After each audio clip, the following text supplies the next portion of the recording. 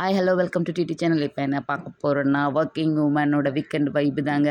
First chapati மாவு முன்னாடியே பிசைஞ்சு வச்சுட்டுங்க.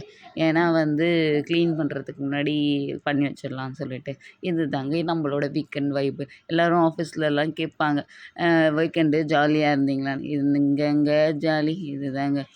கிச்சனை துடைக்கிறதும் இந்த பாருங்கள், இது எல்லாத்தையும் வாஷ் பண்ணோம் ஃபுல்லாக. நம்மளது வேறு எல் ஷேப் கிச்சனுங்களா, இது ஃபுல்லாத்தையும் தேய்ச்சி கழுவி முடிக்கிறதுக்காட்டியுமே பாதி டயர்ட் ஆகிடுங்க. அதுக்கப்புறம் பார்த்திங்கன்னா கேஸு அடுத்தது அடுப்பு கழுவணும். அந்த கேஸோட இதெல்லாம் ஃபுல்லாக கழுவிட்டு இதோட முடியலைங்க. இதுக்கப்புறம் மெயின் பிக்சர் இருக்குது. இதுக்கப்புறமா பாத்திரம்லாம் இருக்குது. பாத்திரம் எல்லாத்தையும் வாஷ் பண்ணணும். சிம்பிளாக சொல்லணுன்னா வீக்கெண்ட் வைப்புன்னா பாத்திரம் தேய்க்கணும், துணியை துவைக்கணும், வீடை துடைக்கணும்.